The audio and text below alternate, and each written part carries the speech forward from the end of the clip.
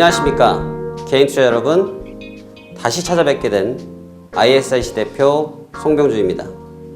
자, 2강 제가 마지막 1강 총정리를 통해서 여러분들께 큰 화두를 던지고 마감했습니다. 2강 증시 속 파생상품의 영향 그리고 구조에 대한 이야기를 오늘 2강을 통해서 말씀을 나눠보려고 합니다. 이 증시 속의 파생상품, 참 이렇게 보니까 증시가 이렇게 큰 공이라고 하면요, 그 안에 있는 작은 공 같거든요. 그런데 생각보다 이 친구들은 굉장히 무서운 친구들이에요. 아주 안 좋은 소리를 들으면 이거 하면 잘못된다 이런 이야기도 하지만 사실은 이를 통해서 더욱 잘 되신 분들도 많은 것이 사실입니다. 그래서 이런 건 안 하시더라도 알고 계셔야 돼요. 그래서 이 영향과 구조에 대해서 지금 바로 시작하도록 하겠습니다. 가보도록 하시죠. 2강 증시 속 파생상품의 영향과 구조입니다.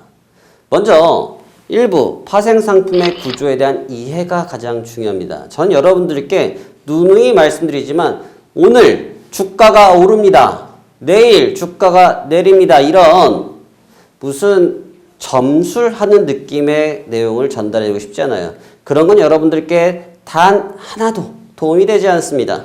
그렇기 때문에 이 구조가 어떻게 되어 있는지, 그리고 이 구조의 파생상품의 구조를 통해서 국내 그리고 해외의 증시에 미치는 영향이 무엇인지 말씀을 나눠보도록 할게요.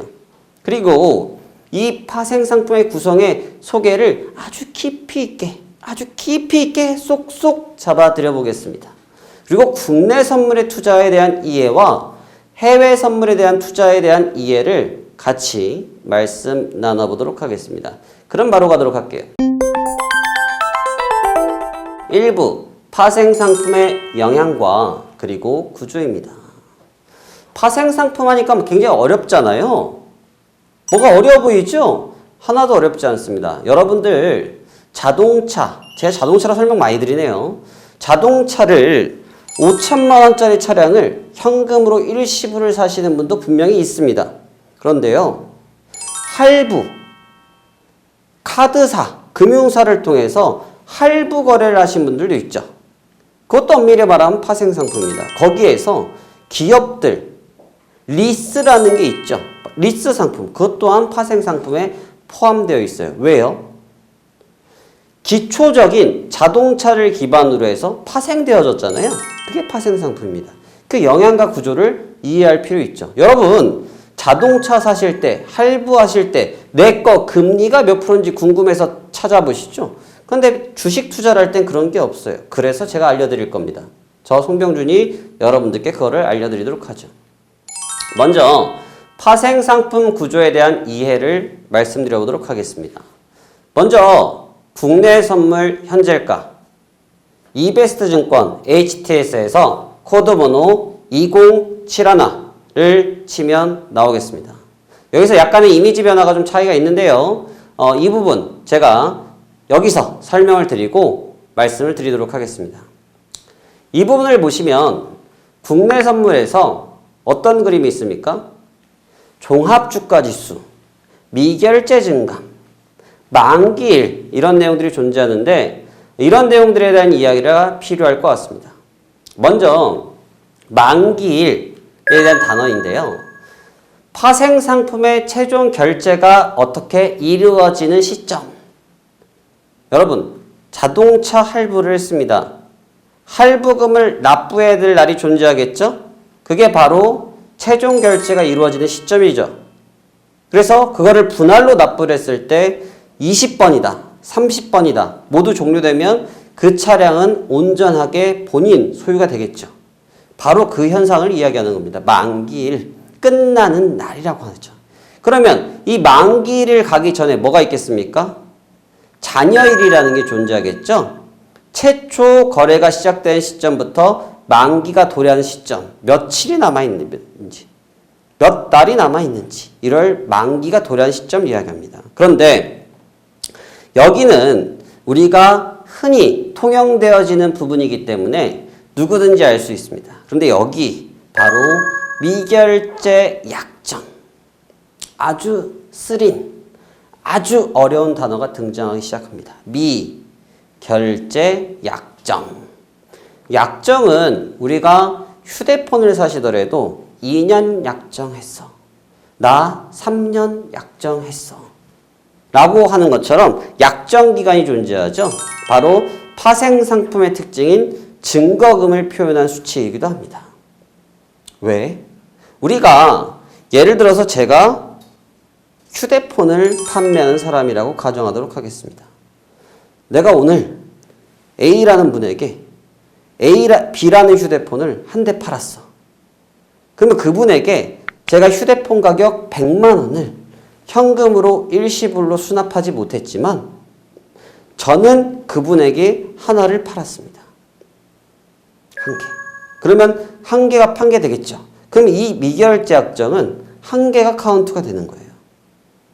한 개가 카운트. 내가 갖고 있다. 그래서 그 기분 동안 뭐가 되겠습니까? 잔여일 동안 뭘 하게 되겠어요? 매달 할부금을 통신사에 납부하겠죠. 그래서 이 기간 동안 납부가 끝나면 만기가 도래하겠죠. 만기가 도래하면 모든 결제가 끝나겠죠. 그러면 그 휴대폰의 소유권은 그분에게 온전히 넘어가겠죠. 그래서 저의 실적은 한 개가 되는 겁니다. 미결제 약정. 이 단어가 앞으로 여러분들을 아주 괴롭힐 단어입니다. 잘 기억하셔야 돼요. 미결제 약정. 왜 그러냐면 파생상품의 핵심은 무엇이라고 설명드렸습니까? 신용거래. 신용을 기반으로 한 거래이기 때문에 신용이 되지 않는 사람은 이 거래가 이루어지지 않겠죠. 그래서 신용이 실질적으로 이루어지는 이런 흐름을 나타내주는 도표라고 보시면 돼요. 우리가 최근에 정부에서 언급이 나오는 것처럼 대출이 늘어나니까 정부에서 제한을 하기 시작하죠. 대출 한도 조정해라. 바로 그런 부분이 미결제 약정과 같은 맥락으로 보시면 될 것 같습니다. 이게 국내 선물입니다. 자, 앞서서 해외 선물 쪽을 다시 한번 보시도록 하면 거래소명이 될 것 같습니다. 먼저 국내는 이 거래소라는 부분이 한국증권거래소 KRX 한 곳밖에 없는데요. 이 해외 선물과 같은 경우는 거래소가 다양합니다. CME, SGX, HKEX, 유렉스, OSE, CBOE라고 나와 있는데 시카고 상품 거래소입니다. 싱가포르 증권거래소. 그래서 각 국가에 따른 거래소가 존재합니다. 우리는 한국에 존재하는 증권사, 뭐 이베스트 증권, 뭐 기타 증권을 통해서 거래를 시작하게 되는데요. 우리는 그 증권사를 통해서 해외에 있는 거래소에게 주문을 넣는 방식이 됩니다. 그래서 이 거래소에서 실질적인 우리가 제출한 주문을 처리하게 되는 거죠. 그래서 이 부분이 거래소가 중요한 부분은 뭐냐면 이 거래소별로 존재하고 있는 종목이 다양하게 있어요. 뭐 CME에는 뭐 골드가 있을 수 있고요. 그다음에 지수 이런 부분들이 있고 뭐 시카고에는 뭐 옵션 거래를 할 수가 있고요. 각 국가별로 할 수 있는 게 차이가 있습니다. 뭐 유렉스 여러분들이 잘 알고 있는 유로 환율이죠. 이런 것도 여기 가서 거래를 해야 됩니다. 근데 이런 것들을 우리가 모두 선택을 해야 돼요. 그래서 이 부분 이하를 보면 기초상품이라고 나와 있는데요. 바로 각 거래소는 위에 있는 거래소명을 언급하는 거겠죠. 각 거래소에 상장되어 있는 무엇? 파생상품이 거래가 이루어지게 되는 겁니다. 그래서 기초상품에 대한 구분은 거래 대상의 종류와 지수, 상품, 통화, 에너지 등 이 부분들을 우리가 선택하게 되는 거죠. 자, 무슨 말씀인지 잘 이해가 안 되죠? 자, 여러분, 예를 들어서 거래소, 우리나라는 좀 이런 문화가 없는데요. 외국은, 그러니까 미국으로 예를 들어 드리도록 하겠습니다. 토탈 딜러십이라고 해서 자동차 매장에 다양한 그 딜러십을 가지고 있는 매장은 다양한 브랜드의 자동차를 살 수가 있어요. 팔 수가 있죠. 그런데 우리나라는 뭐 현대, 뭐 기아, 삼성, 쌍용 이렇게 나눠져 있지 않습니까? 거기에 한 군데에서 몰려서 살 수 있는 곳은 단 한 곳밖에 없죠. 어디? 중고차 시장 또는 이런 그런 소규모 뭐 업체에서 이제 모아서 하는 경우들이 간혹 있지만 공식적인 형태에서는 현대차 매장에 가서는 현대차밖에 매입을 할 수가 없어요.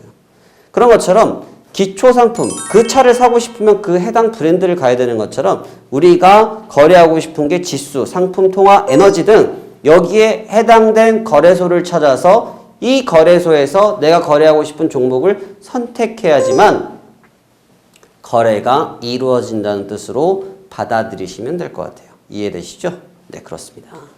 자, 그래서 다음 장 보도록 하는데요. 이제 국내 증시부터 먼저 설명을 드리면서 여러분들께 흐름에 대한 이야기들을 해드려보도록 할게요. 왜? 도대체 why? 파생 상품이 증시에 영향을 미친다고 하는데 그 영향은 도대체 무엇인데? 말로만 그러는 거 아니야? 라고 하실 수 있어요.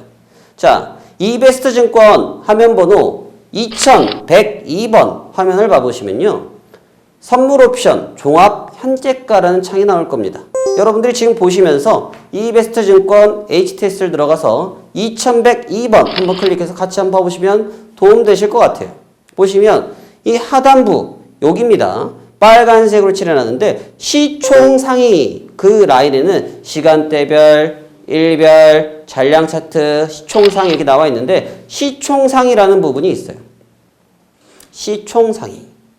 말 그대로 대한민국을 대표하는 아주 우수한 기업들의 시가총액, 그 기업의 가치를 순위대로 매겨놓은 표를 이야기하는 겁니다. 그런데 왜 2102번 화면인 선물옵션 종합현재가 창에서 선물옵션의 가격인데 왜 시총 상위의 종목에 대한 부분을 왜 기재해 두었을까? 이베스트 증권이 실수를 했을까?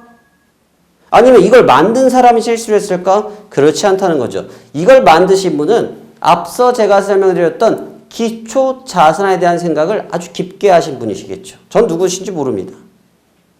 그래서 이베스트 증권 화면 번호 1444번 화면 번호 아래에 있습니다. 1444번 이를 찾아가시면 돼요. 모르시면 콜센터에 물어보시면 아주 친절하게 이 화면 번호를 찾아가는 방법을 알려드릴 겁니다. 그러면 무슨 내용이 나오냐? 시가총액 상위. 제가 이거를 아주 작게 해서 여러분들에게 간략하게도 보여드릴 수 있는데 일부러 이 전체 화면을 그냥 그대로 보여드립니다. 이유는 간단합니다. 그래야지 이 화면에 대한 이해가 좀 더 잘 되실 테니까. 그래서 디테일하게 보고 싶은 거는 여러분들이 지금 바로 이베스트 증권 HTS를 통해서 한번 확인해 보시면 도움이 될 것 같아요. 그래서 보면 제가 읽어드릴게요. 시가총액 상위 해서 맨 위에는 누가 랭크되어 있겠습니까? 바로 삼성전자. 뭐 요즘 개인 투자들에게 아주 열광적인 종목이죠. 그 뒤에 역시나 열광적인 종목 SK 하이닉스. 그 뒤에 LG화학, 삼성전자, 우선주, 현대차입니다. 바로 이 시가총액 상위 종목군들이 이렇게 질비되어 있어요. 근데 여기에서 보면 비중, 이 오른쪽 우측면에 보면 비중이라는 단어가 나와 있는데요. 이 비중이라는 건 뭐냐면 이 기업의 하나가 시장 전체에 미치는 비중을 이야기하는 겁니다.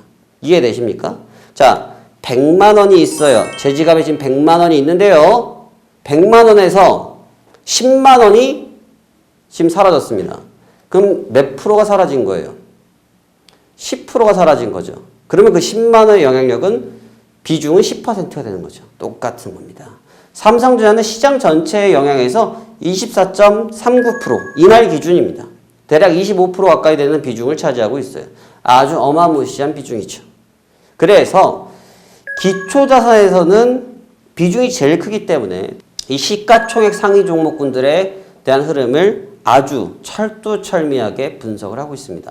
저 또한 뭐 나중에 기회가 된다고 하면 제 화면을 보여드리면 좋겠는데 모니터가 질배대 가운데 항상 상위 모니터 2대는 시총 상위 종목군들이 등수별로 해서 화면을 크게 나눠 놓고 있어요. 왜?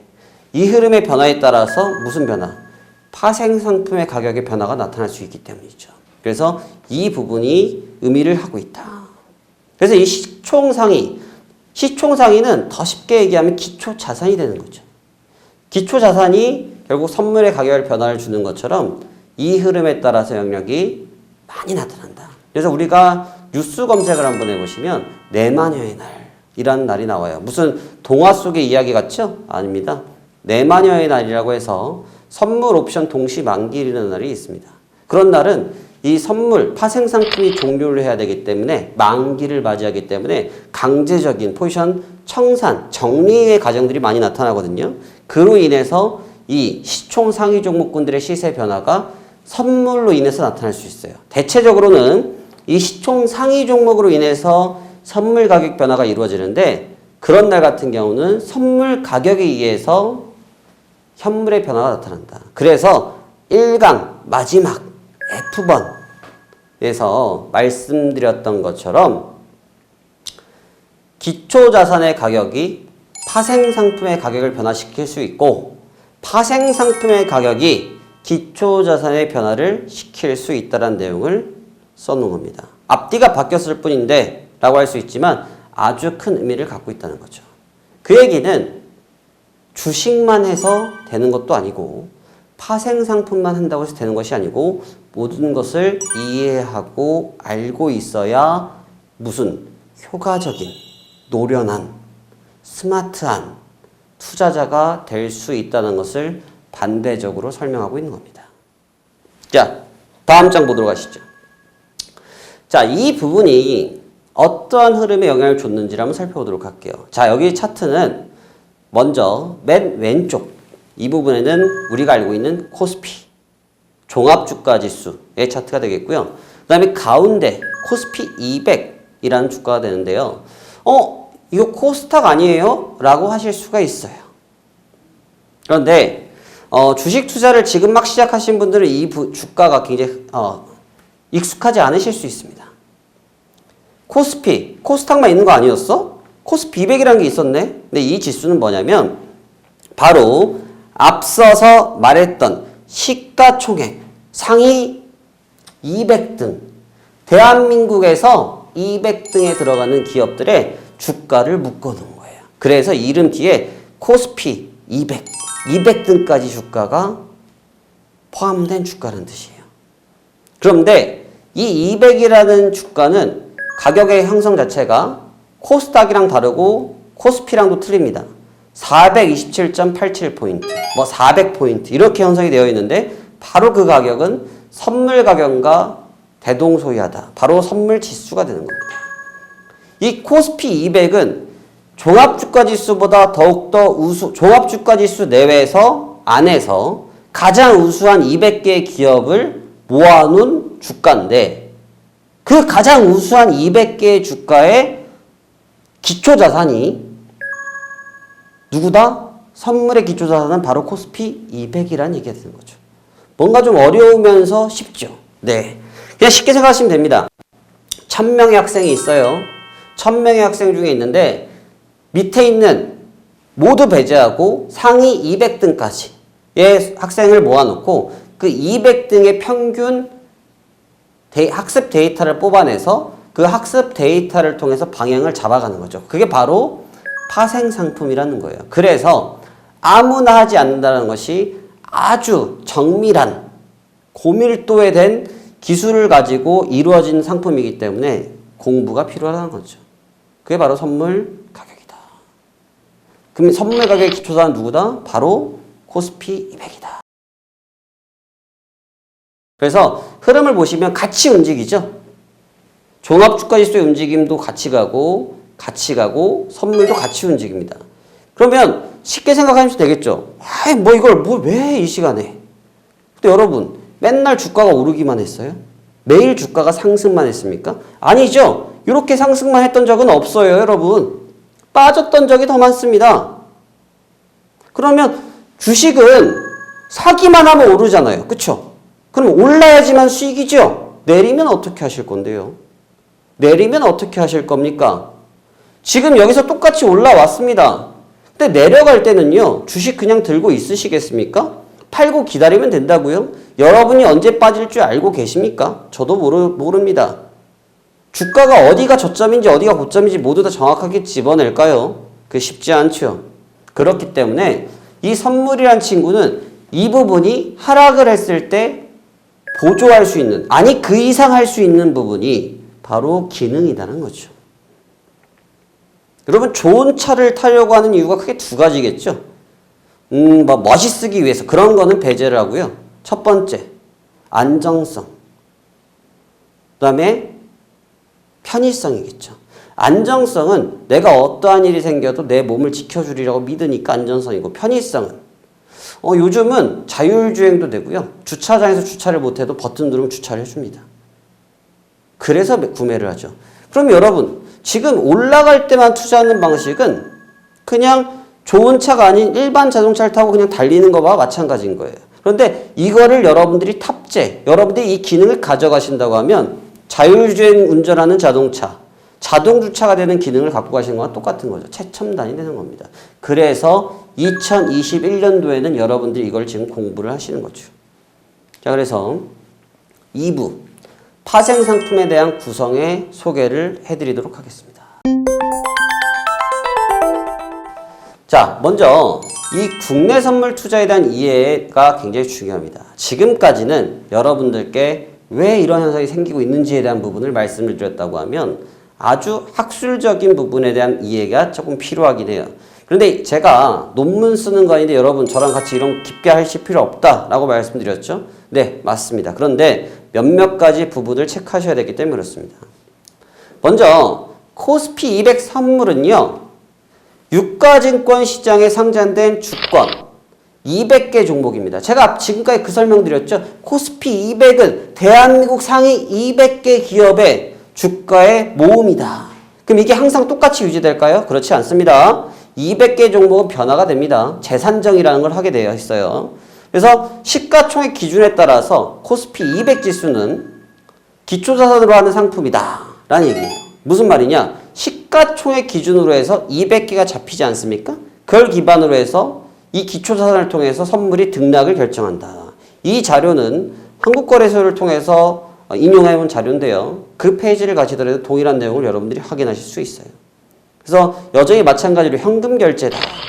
이 얘기는 아까 말씀했던 만기일날 청산하는 부분들에 대한 언급인데 중요한 거는 학술적으로도 코스피 200, 200개 종목, 주권 200개, 주식 200 종목이란 얘기예요, 여러분. 주권 200 종목. 그렇기 때문에 이런 내용이 공표되어 있다. 알고는 계셔야겠죠. 그래서 두 번째, 이제 가장 중요한 게 뭐가 될까요, 여러분? 가장 중요한 거. 투자에 있어서 가장 중요한 건 뭐죠? 내가 이거를 투자했을 때 얼마를 남겨 먹을 수 있을까? 얼마를 수익 낼 수 있을까? 다른 거 다 빼셔야 됩니다. 이 박스 두 개만 크게 보도록 하죠. 이 박스 두 개만 보면 됩니다. 첫 번째, 코스피 200 선물 가격은 20 선물 가격 곱하기 25만 거래 승수라는 게 있어요. 무슨 얘기인지 모르겠어요. 그쵸? 뭔 얘기야. 패스하셔도 됩니다. 좀 이따 알려드릴게요. 결제월은요. 3월달, 6월달, 9월달, 12월달입니다. 이거 변하지 않아요. 그냥 알고 계시면 됩니다. 3월달, 6월달, 9월달, 12월달은 만기일이 존재하는구나 로 이해하시면 돼요. 이해되시죠? 그래? 그러면 3월, 6월, 9월, 12월달은 어찌됐든 만기일이 도래하는구나라고 일단 첫 번째 이해를 했고, 호가 단위는 0.05포인트. 그러니까 하나 주식이 한 호가가 올라가면 1,000원, 500원 이렇게 올라가는 차이가 있죠. 그것처럼 여기는 0.05포인트인데 그 0.05가 움직이면 얼마라고요? 12,500원이 변화가 생긴다는 거예요. 반대로 내가 투자한 방향대로 잘 맞게 가면 하나 0.01 움직이면 0.01초라고 생각하시면 됩니다. 올라가면 12,500원. 두 번이면 25,000원이 되겠죠. 그런 처럼 올라가서 여기 맨 위에 보면 25만 거래 승수라는 표현이 있었는데 바로 그 25만은 숫자 1이 변화가 되면 25만 원이란 뜻이에요. 400에서 401로 가면 내가 매수를 했을 때는 25만 원 수익이 된다는 얘기고 400에서 399로 가서 매수를 하고 있으면 마이너스 25만 원 손실이 난다는 얘기고 반대로 400에서 399로 갈 때 매도를 갖고 있으면 25만 원 수익이라는 뜻이 되는 거예요. 바로 그 의미입니다. 쉽죠? 이렇게 보니까. 그렇습니다. 이게 아주 복잡하게 되어 있는 것 같지만 하나의 알고리즘만 이해하시면 모든 게 그냥 술술 넘어가게 되어 있어요. 그래서 만길 같은 경우는 차후에 좀 더 깊이 있게 또 말씀 나눠보도록 하고요. 자, 그래서 이 내용이 나타나고 있습니다. 먼저 코스피 200에 보면 F2103, F2106, F2109, F2112 이렇게 나와 있고 쭉 나와서 F23120 끝납니다. 그 뒷자리만 보시면 되겠죠. 3, 6, 9, 12, 6, 12, 12. 무슨 얘기예요? 만기일날 기점으로 해서 다 만들어진 상품이죠. 그래서 2011년도 3월물이라고 표현합니다. 그래서 2103은 2021년도 3월에 만기가 끝나는 선물. 뒤에 2106은 2021년도 6월 달에 끝나는 선물로 이해하시면 돼요. 그러면 맨 마지막에 있는 2312는 2023년도 12월에 끝나는 선물. 어머, 벌써 2023년 12월 달에 있는 것도 거래가 돼? 놀랍죠? 네, 됩니다. 물론 거래에 대한 호가가 원활하진 않지만 실제로 만들어져 있어요. 그래서 이거를 준비하시는 분들은 미래를 준비하시는 투자자라고 이해하셔도 충분할 것 같습니다. 뭔가 이렇게 되니까 타임머신을 타고 가는 것 같습니다. 그렇죠. 그래서 아주 깊이가 있다. 그래서 퓨처라는 것이 단어적 선택이 굉장히 다양해요. 선물도 되고 미래라는 단어도 될 수도 있는 거죠. 그래서 이 부분에 대한 이해를 조금 더 깊이 있게 나눠보도록 하고요. 그 다음에 요즘 개인 투자들이 조금 더 접근을 수월하게 하면서 또 아울러서 적극적 대응을 할 수 있게 만들어진 게 있는데 미니 코스피 200이라는 게 있습니다. 왜 그러냐면 코스피 200 선물 같은 경우는 투자금이 좀 들어가거든요. 그래서 미니 코스피 200이라는 걸 통해서 한 달 단위로 대응을 할 수 있게 돼 있어요. 그래서 지금 같은 시기에는 오히려 이런 부분을 통해서 여러분들이 투자 방법을 찾기가 다양할 수 있는데 숫자 끝이 다릅니다. 01, 02, 03, 04, 05, 06 무슨 얘기예요? 매달 한 달에 한 번씩 만기가 도래한다는 얘기죠. 그래서 2021년도 1월, 2021년도 2월, 3월, 4월 이와 같이 거래가 이루어지면서 트레이딩이 된다라고 받아들이시면 될 것 같아요. 이해되셨죠? 자, 이젠 아까 말씀드렸던 국내 선물 투자에 대한 이해와 소개를 하면서 효과에 대한 부분을 말씀드릴게요. 아까 이 숫자 부분을 보시면 428.75라고 되어 있어요. 428.75. 여기서 80으로 하나 올라갔다. 매수를 했을 때. 그럼 어떻게 되겠습니까? 12,500원 수익이 나는 거예요. 어이구, 이 하나가 금방 움직이는데 12,500원이 변화가 빠르겠죠? 맞습니다. 그래서 이걸 단순하게 빠질 거야, 오를 거야 이런 식으로 하면 도박이 된다는 말씀을 그래서 드리는 거예요. 그런 부분이 아니라 이거는 트레이딩 관점으로 봐야 된다. 투자의 관점으로 봐야 된다. 그래서 이 하나의 가격이 결국은 12,500원이다. 국내 선물 같은 경우 기준입니다. 해외 선물은 또 별다른 각 상품별 차이가 굉장히 다양하게 있는데 그것도 여러분들과 이야기를 나눌 거예요. 그래서 이 가격 변화로 인해서 어떤 변화가 나타난다고 했습니까? 코스피 200 종목군들의 가격 변화도 이끌어낼 수 있고 반대로 코스피 200의 가격 변화가 이 선물 가격을 오르게 할 수도 있다는 거죠. 그러면 여기서 아주 중요한 피크 포인트 납니다. 자, 보세요. 1,000만 원을 가지고 삼성전자를 매수했을 때 살 수 있는 주식 수와 반대로 1,000만 원을 가지고 선물을 가지고 운영했을 때 투자 수익률을 비교할 수 있겠죠. 왜 그러냐면 지금 종합주가지수가 3,000포인트가 넘었는데요.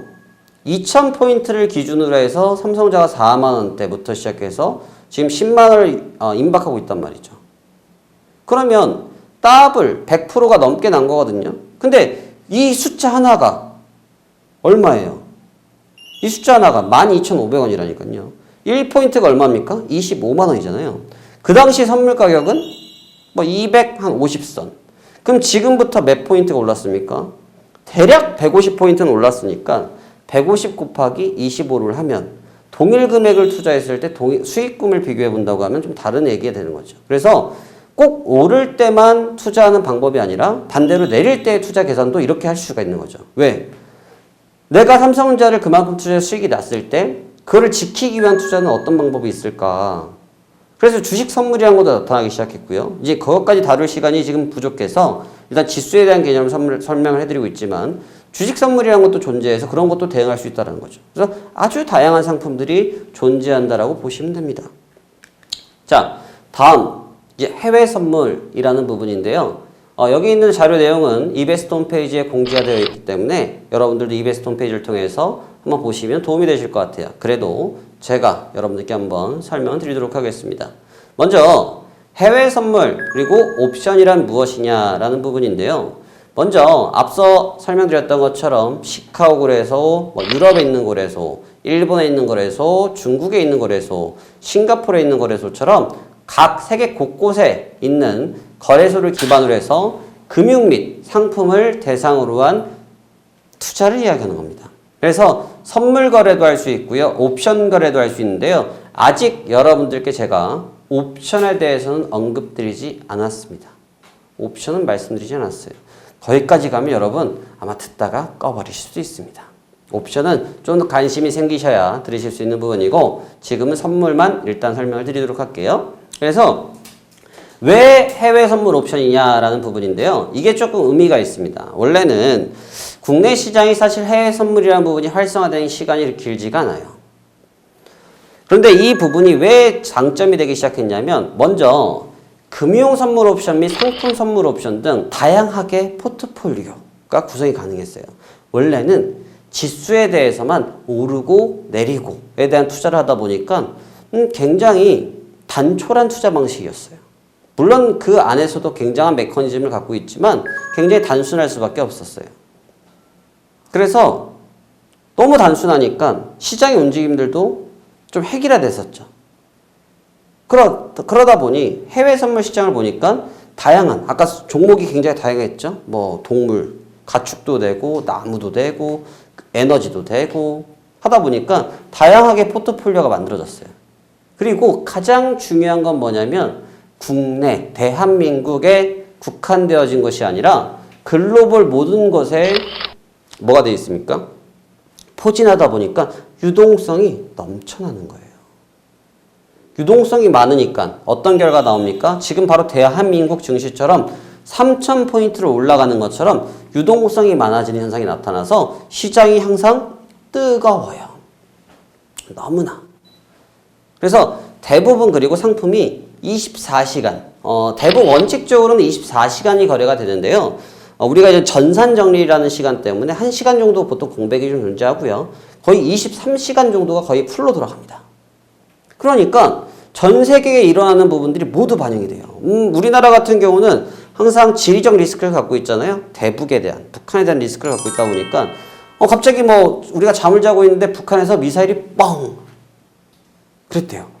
대응할 수가 없지 않습니까? 그 당시에 충격을 받는 부분들이 있거든요. 뭐 안전을 추구하는 골드, 금 같은 경우는 회피성 자산이라서 뭐 그런 일이 생기면 금값이 막 폭등을 해버려요. 또는 뭐 다우지수, 나스닥 지수 같은 경우는 막 그 시간에 하락을 해버립니다.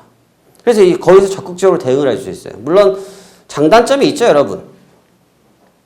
24시간 어떻게 자지 않고 일을 하겠습니까? 그렇죠. 하지만 중요한 거는 방법이 있는 거와 방법이 없어서 속수무책으로 당하는 거는 하늘과 땅 차이입니다. 여러분들이 지금 이 시간에 저와 왜 이 내용을 듣고 계십니까? 지금 이 시간에 저와 여러분들이 이 내용을 듣는 이유가 가장 중요한 부분이 뭐겠죠? 알고 있는 거와 모르고 있는 거는 하늘과 땅 차이기 때문에 그렇죠. 바로 그 부분입니다. 그리고 가장 중요했던 부분인데 이 레버리지라는 부분이에요. 이 레버리지라는 부분이 장점이기도 하지만 단점이기도 한데 먼저 단점이라고 하면 너무 작은 금액을 가지고 투자를 할 수 있다 보니까 지금 우리처럼 공부를 하지 않고 그냥 하시는 분들도 너무 많아요. 그래서 리스크를 떠안는 분들도 많이 계시고 반대로 적은 레버리지를 통해서 이런 환경적 대응을 할 수 있기 때문에 굉장히 임팩트가 있다는 장점이 있습니다. 그래서 고위험이고 고수익이지만 그만한 값어치를 충분히 가지고 있는 대상이다라는 부분이고 뭐 대표적인 이 아래 그림은 뭐 지수, 통화이라는 부분인데 제가 앞서 말씀드린 것처럼 이 굉장히 뭐 빼백해서 글씨도 잘 보이지도 않으시죠? 이제 아주 빼백하게 있는 다양한 종목인데 제가 어떤 얘기 드렸습니까? 일강태. 모든 것을 다 하려고 하면 무너진다. 다 할 수가 없습니다. 이 중에 여러분들이 가장 좋아하는, 잘 알 수 있는 투자라는 것이 좋습니다. 예를 들어서 저희 집은 아니지만 제가 외지에서 돼지 농장을 합니다. 제가요. 그러면 서울에 있는 제 친구와 지방에서 돼지 농장을 하고 있는 저랑 돼지에 대해서 제가 잘할까요? 제 친구가 잘할까요?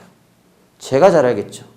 그러면 거기서 이루어지고 있는 돼지의 가격 변화, 또 사료값의 변화, 이런 부분을 서울에 있는 친구가 잘할까요? 제가 잘할까요? 제가 잘알겠죠. 바로 그 부분입니다. 그래서 본인한테 제일 잘하는 부분. 반대로 또는 주식을 매일 하시는 분들이 갑자기 돼지 이런 것도 분석하시면 되겠습니까? 지수, 국내 지수 분석하시는 분이 다우 지수도 분석하시기 때문에 지수 투자는 쉽잖아요. 그렇죠? 같이 믹스를 할 수 있다는 거예요. 통화, 금리 요즘 인하하고 있는 정책 다 알고 있지 않습니까? 금리 인상에 대해서 포인트가 나타나면서 시장 변화 커지겠죠? 그런 거 알 수 있잖아요. 그래서 주식과 연계되어 있으니까 누구든지 알 수 있는 거죠. 그래서 이런 부분들이에요. 그래서 뭐 예를 들어서 여러분 니켈 뭐 이런 선물도 있는데 여러분 니켈이 뭔지도 모르시는 분도 계십니다. 니켈을 실물로 못 보신 분도 계세요. 그럼 니켈 변화를 가지고 여러분들이 매매를 한다는 게 과연 이 현실적일까요? 그렇지 않죠. 현실적이어야 된다는 거죠. 그래서 해외 선물은 이거는 제 가치관입니다. 다양한 종목이 있어서 누구든지 투자를 할 수 있다는 장점은 갖고 있지만 반대로 그만큼 리스크가 있으니까 여러분들이 체감할 수 있는, 여러분들이 가장 잘 알 수 있는 부분으로 접근하셔야 성공 투자를 할 수 있다라는 부분을 잊으시면 안 됩니다. 자, 다음 장 볼게요. 그래서 그러면 너가 알고 있는, 송병준, 네가 알고 있는 주요한 종목들 어떤 게 괜찮은지 설명 좀 해줘 라고 저한테 지금 말씀하시잖아요. 그러니까 설명해드리려고 갖고 왔어요. 바로 미니다우입니다. 이 미니다우라는 것은요, 다우지수를 기반으로 해서 만들어졌고요. 계약월이라든지 이런 부분들은 똑같습니다. 누구랑? 국내 선물이랑 똑같아요. 3월, 6월, 9월, 12월 똑같이 이루어져 있는데 틱 사이즈, 틱 밸류가 중요합니다. 이 틱 사이즈와 틱 밸류라는 건 뭐냐면 아까 우리나라는 0.01 단위로 움직였죠. 0.5 단위로 움직이지 않았습니까? 얘네들은 틱 사이즈가 1.0이에요. 1.0. 근데 이 가치가 얼마냐? 1이 움직이면 5달러가 움직여요, 여러분. 그러면 미국 포인트로 생각해 보십시오. 하루에 100포인트가 움직였다. 산술적으로 계산해 보시면 금액이 나오죠. 그래서 아주 높은 변동성을 갖고 있지만 이 틱 가치가 5달러예요. 5달러. 싼 비용은 아닙니다, 여러분. 그래서 이 다우지수 같은 경우는 우리가 주식을 처음 하시는 분들, 요즘 이제 출퇴근하면서 지하철을 타보든 버스를 타보든 주식을 막 시작하시는 분들이 그래도 이 핸드폰을 켜시면서 어플리케이션을 통해서 다우지수와 뭐 한국지수에 대한 뉴스는 한 번씩 보시는 것 같더라고요. 그러니까 그 바로 다우지수 매매를 이야기하는 겁니다. 아주 언제든지 친근하잖아요. 그러니까 아까 뭐 니켈 이런 얘기 드린 것처럼 아주 동떨어진 거래가 아니기 때문에 여러분들한테 어떻게 보면 효과적인 상품이 될 수 있다. 물론 이런 상품에 대한 투자의 노하우도 준비되어 있기 때문에 앞으로의 강의 기대해 주셔야 됩니다. 자, 그 다음 이 미니다우에 대한 현재가 흐름인데 아까 제가 1 사이즈 가치에 대해서 설명드렸죠. 지금 여기 나와 있는 것은 30994라고 써여 있거든요.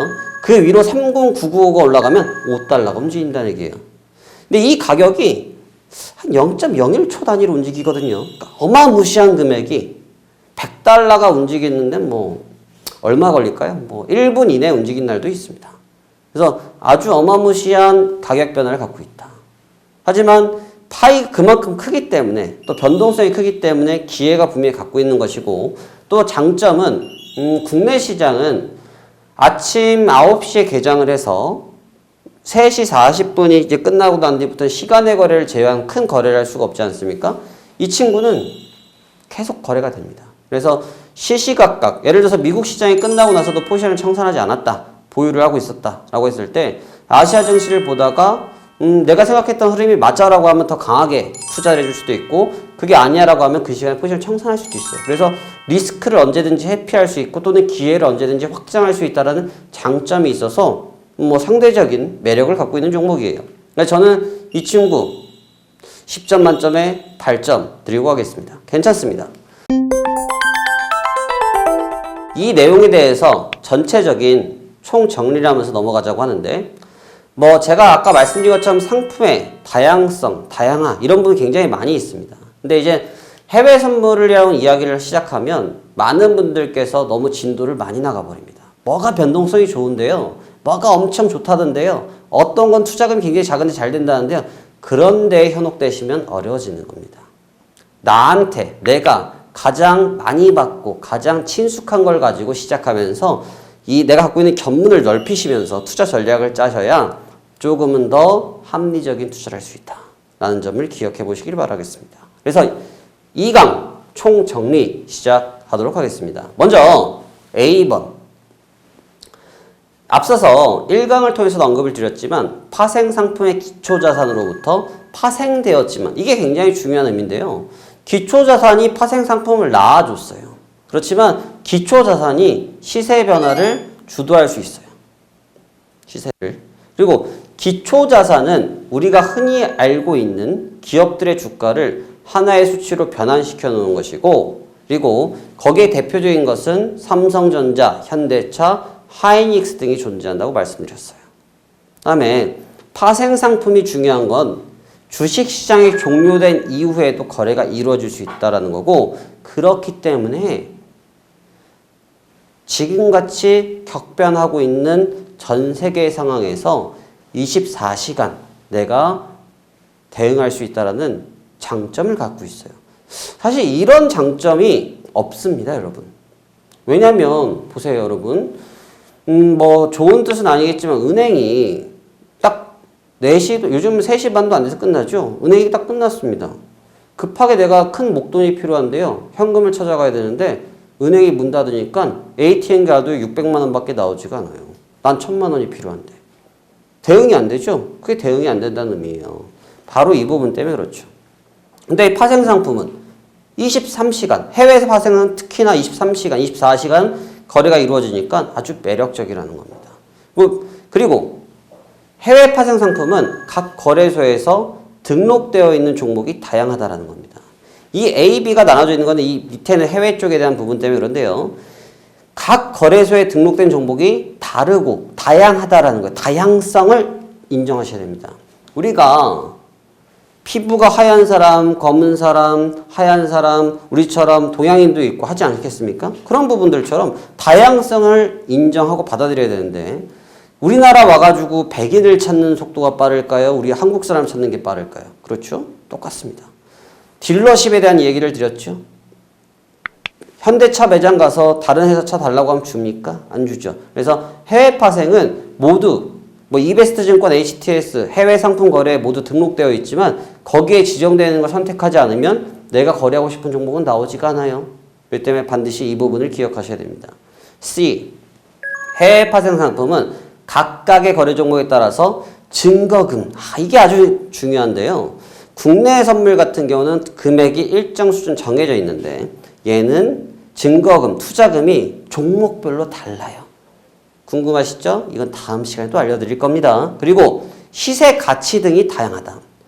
어떤 거는 한 틱이 올라가면 5달러, 어떤 거는 1달러 이런 식으로 각각의 가치가 다르기 때문에 이 점을 아셔야 돼요. 우리 선물은 한 번 움직이면 12,500원이라고 못이 딱땅 하고 박혀 있는데 이것은 다르다, 다양하다라는 점을 이해해 보실 필요가 있습니다.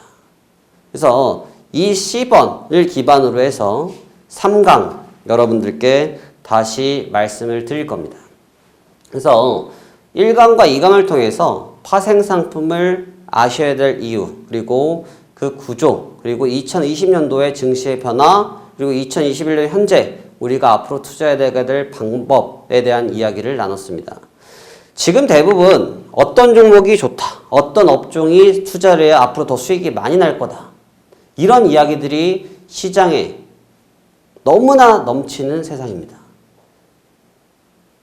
같은 이야기만 하는 것이 과연 정답일 것이냐, 아니면 지금이라도 시장에 다양한 방법이 있다는 것을 메이저 투자들, 메이저라고 하는 것은 외국인, 기관 투자들, 이런 사람들처럼 다양한 투자 방식을 여러분들이 아주 시장이 좋은 현재, 안 좋을 때 선택하는 것이 아니라 좋을 때 선택을 통해서 다양하게 투자할 수 있는 방법을 찾는 것도 답안지가 되리라고 생각합니다. 10번을 반드시 기억하시면서 다음 시간 이 내용에 대해서 깊이 있게 나눠보도록 하겠습니다.